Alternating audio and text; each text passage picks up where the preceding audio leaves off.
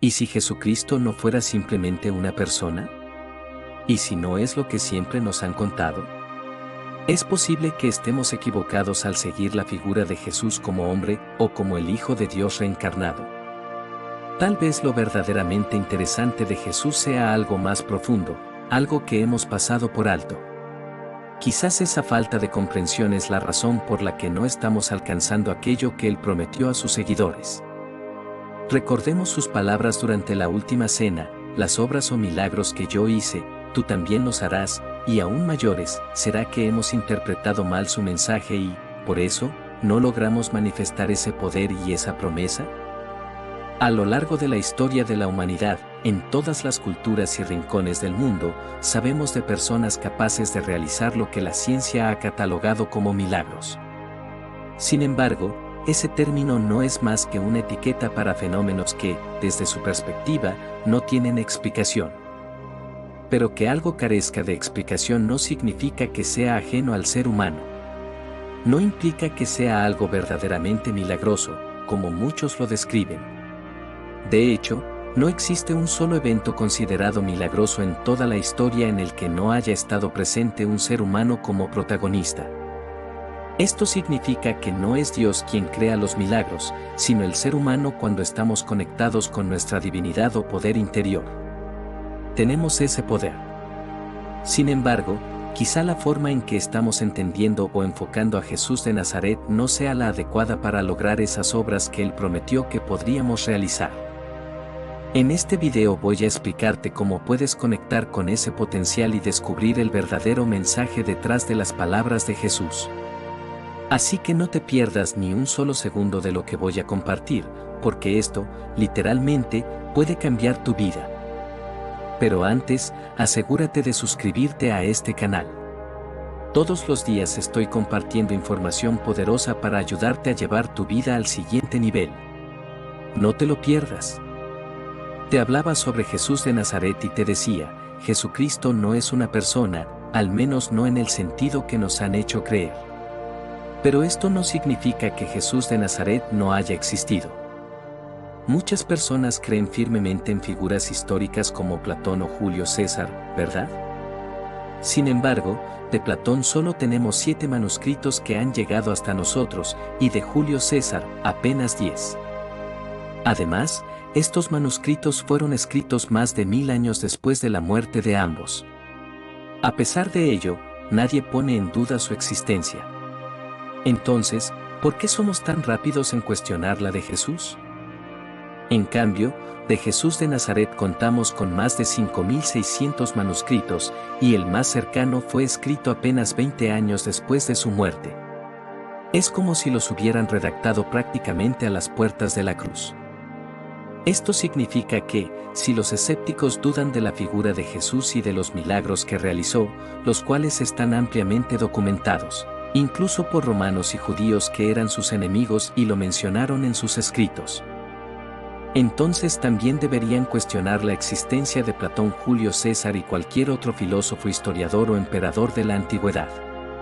Al final, no tenemos referencias más sólidas de ellos que de Jesús de Nazaret. Ahora bien, Jesús de Nazaret sí existió. Y los milagros atribuidos a él también tienen una base documentada. La pregunta es, ¿cómo entendemos y aplicamos este legado en nuestra propia vida? Hay un pasaje fascinante en la Biblia que ilustra el poder y la fe de Jesús. Sucedió cuando él se encontró con unos pescadores que llevaban todo el día trabajando sin éxito.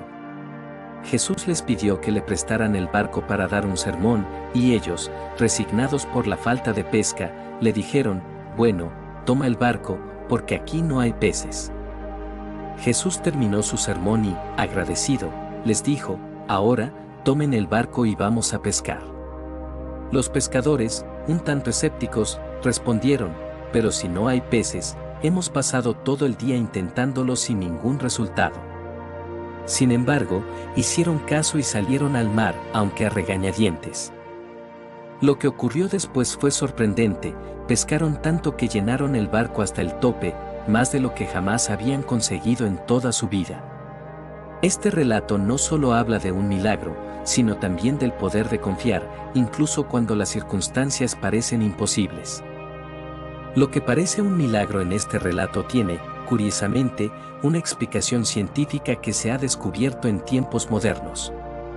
Hay un experimento documentado que demuestra que el ser humano, mediante la intención, puede influir en el movimiento de los bancos de peces. Esto significa que nuestra mente y nuestra intención tienen el poder de interactuar con el entorno, incluso con formas de vida como los peces, provocando que cambien su dirección y se concentren en un área específica. Otro estudio fascinante refuerza esta idea del poder de la intención. En este experimento, se colocó un grupo de pollitos recién nacidos, que naturalmente están programados para seguir a su madre, detrás de una valla. Sin embargo, en lugar de su madre real, se usó un robot que simulaba ser una gallina. Este robot se movía de manera completamente aleatoria, recorriendo distintas áreas. Los pollitos, al creer que el robot era su madre, se acercaban a la valla cada vez que el robot pasaba cerca de ellos, deseando estar junto a él. Lo interesante es lo que los investigadores descubrieron: la intención de los pollitos, que querían que el robot gallina pasara más tiempo cerca de la valla, manipuló el recorrido del robot. Aunque el robot estaba programado para moverse al azar, su comportamiento comenzó a cambiar, incrementando significativamente el número de veces que se acercaba a la valla. Esto sugiere que la intención colectiva de los pollitos logró alterar la aleatoriedad del robot. Este estudio demuestra que incluso seres aparentemente sencillos, como los pollitos, pueden influir en su entorno mediante la intención. Si esto es posible en ellos, ¿qué no podríamos lograr los seres humanos al comprender y utilizar el poder de nuestra propia intención? Esto significa que, mediante nuestra intención y deseo, tenemos la capacidad de influir y manipular lo que ocurre en el plano físico. Este poder no se limita a pequeños experimentos, sino que abarca aspectos fundamentales de nuestra vida.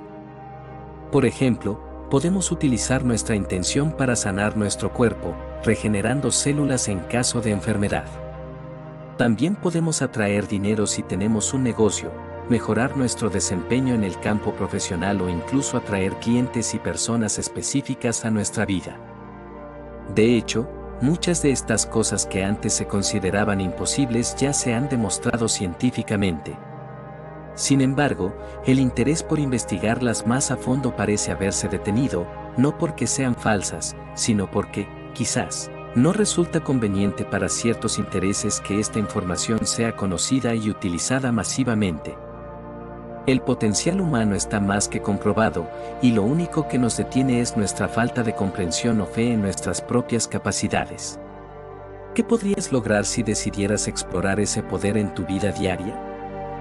Y ahora, quizá entiendas mejor lo que quiero decir cuando afirmo que Jesucristo no es una persona. No es algo que se haya inventado.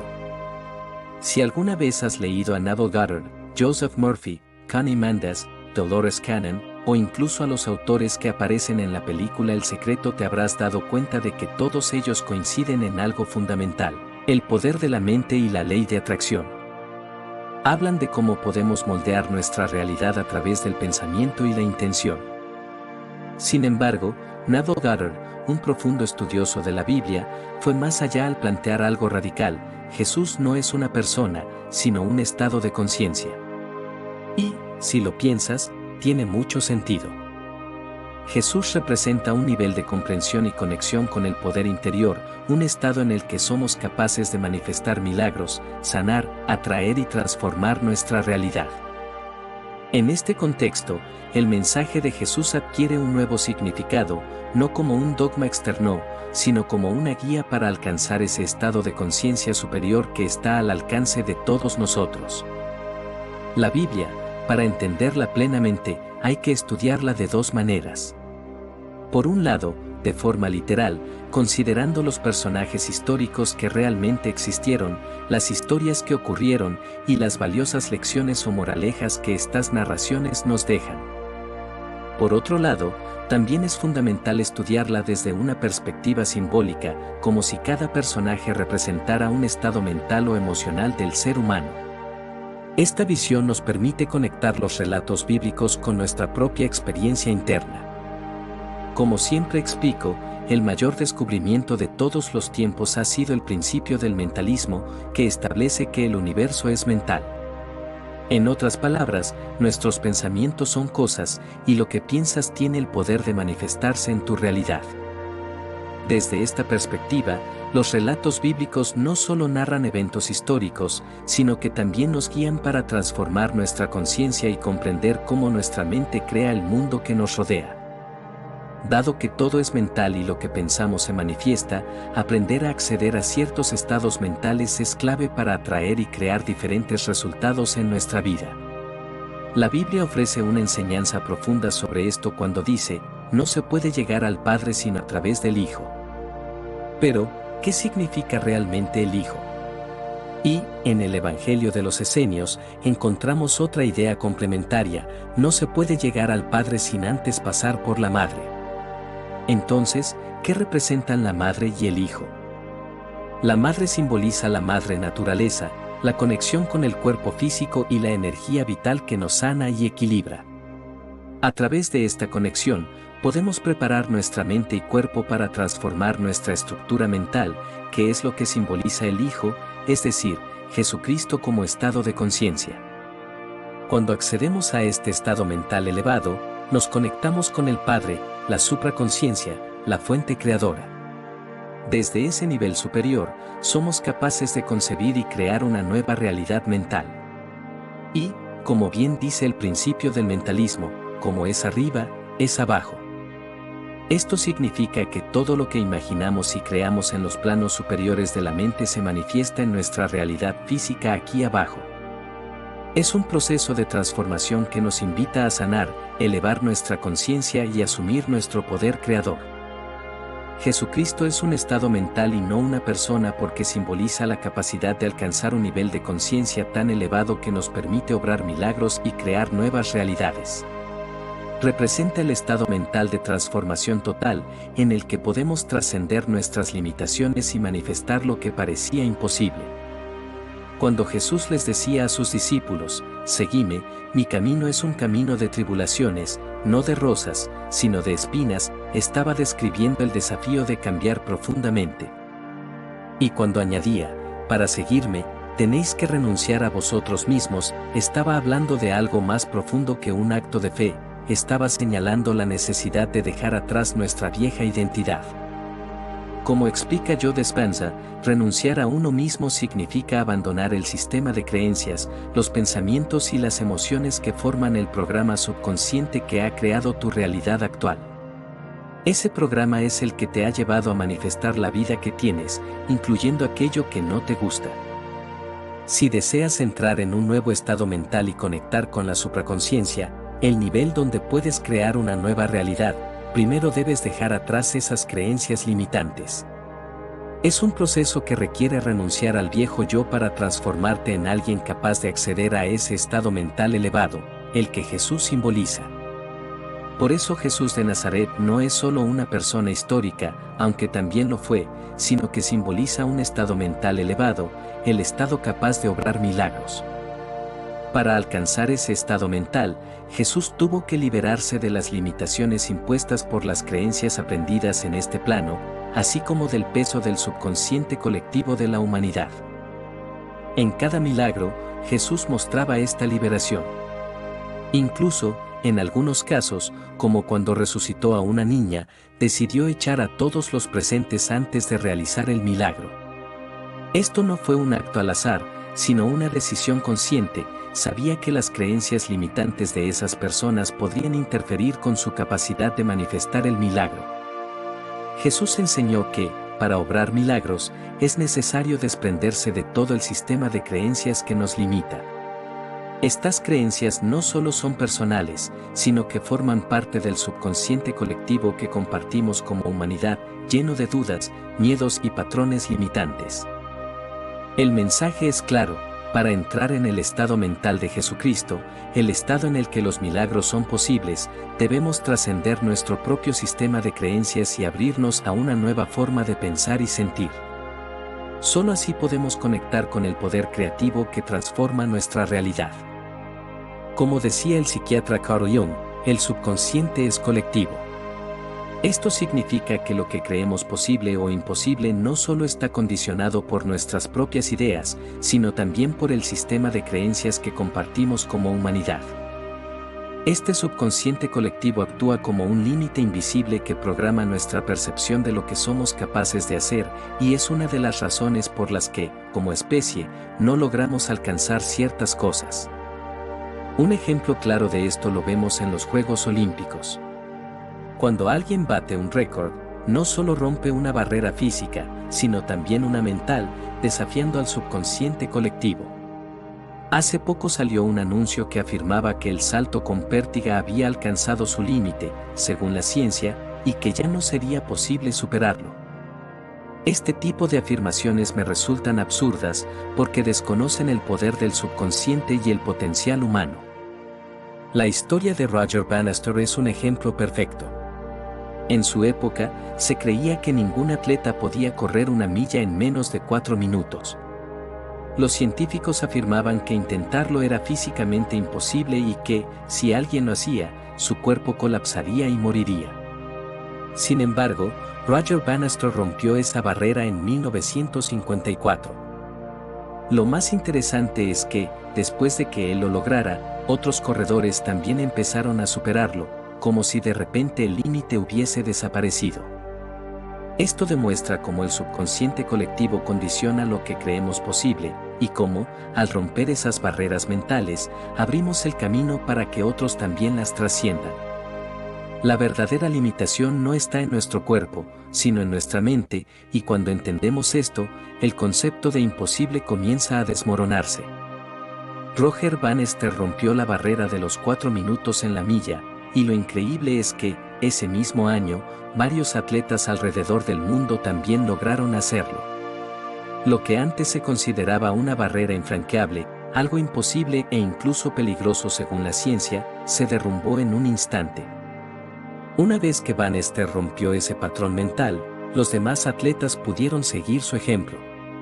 Este fenómeno demuestra cómo, cuando una persona desafía las limitaciones impuestas por el subconsciente colectivo, allana el camino para que otros hagan lo mismo. Este principio no solo se aplica al atletismo, sino que es una ley universal. En todas las disciplinas de los Juegos Olímpicos, en todos los campos de la vida, lo que parece ser un reto insuperable o una imposibilidad mental, se convierte en alcanzable una vez que alguien demuestra lo contrario. Este proceso se repite en la humanidad. Las barreras mentales caen cuando uno se atreve a desafiar lo que se cree imposible. De la misma forma, esto sucede con todo lo que creamos en nuestra realidad. Lo que consideramos imposible en nuestra vida, ya sea lograr el éxito, sanar una enfermedad, atraer abundancia, a menudo está determinado por las creencias limitantes del subconsciente colectivo. Pero cuando uno se atreve a romper esas barreras mentales, abre la puerta para que otros sigan ese camino, y lo que antes parecía inalcanzable comienza a ser posible para todos. Tienes una barrera mental en tu economía, y esa barrera es la que te impide ganar dinero, no porque no sea posible, sino porque necesitas romper esa limitación mental. Cuando alguien que consideras cercano a ti, alguien que tiene circunstancias similares a las tuyas, rompe esa barrera y comienza a ganar más dinero, automáticamente tu mente se abre a la posibilidad de que tú también puedas hacerlo. Con esfuerzo y dedicación, puedes superar esa barrera y lograr lo que antes parecía inalcanzable. De lo contrario, incluso con todo el esfuerzo y sacrificio, no habrías alcanzado esos resultados porque la limitación estaba en tu mente, no en tus habilidades. Lo mismo ocurre con la curación de enfermedades. Los médicos te dicen que algo es incurable, y aunque ellos no sepan cómo curarlo, si alguien en el mundo lo ha hecho, entonces es posible. Cuantas más personas logren curarse de algo que se consideraba incurable, más personas estarán abiertas mentalmente a la posibilidad de curarse también. Este fenómeno es conocido en la ciencia como el efecto placebo, pero, desde una perspectiva espiritual, Jesús de Nazaret lo llamaba fe. Exactamente, Cuando Jesús sanaba a alguien y le decía tu fe te ha salvado, no estaba haciendo referencia a un poder externo o divino, sino a la fuerza interna de la persona, su creencia. La fe, en este contexto, es la creencia profunda y firme de que lo que se desea es posible. Esa es la clave para acceder a cualquier tipo de transformación, ya sea en la salud, en las finanzas o en cualquier otro aspecto de la vida. El estado mental que representa Jesucristo es precisamente ese, la creencia inquebrantable en que todo es posible. Jesús nos enseñó que, al tener esa fe, podemos manifestar cualquier cosa que pidamos. Como él mismo dijo, todo lo que pidáis en oración, creyendo que ya lo tenéis, lo recibiréis. Esta afirmación es una invitación a tener una confianza total en que lo que pedimos o deseamos ya está disponible para nosotros, solo necesitamos alinearnos con esa creencia. Lo que Jesús enseñaba no era un dogma religioso, sino una enseñanza profunda sobre el poder de la mente humana para crear su propia realidad. La fe, entendida como la creencia en la posibilidad, es lo que desbloquea ese potencial, permitiéndonos manifestar lo que antes parecía inalcanzable. Así que recuerda, el poder de transformar tu vida está en tus manos, en tu fe y en tu capacidad de creer que todo es posible. No dejes que las limitaciones del subconsciente colectivo te detengan. Tú puedes romper barreras, superar lo imposible y crear la realidad que deseas. Espero haberte inspirado con este video. Si lo encuentras útil, compártelo con las personas que creas que podrían beneficiarse de este mensaje. Y, por supuesto, no olvides suscribirte para seguir recibiendo más contenido que te ayude a transformar tu vida. Nos vemos en el siguiente video.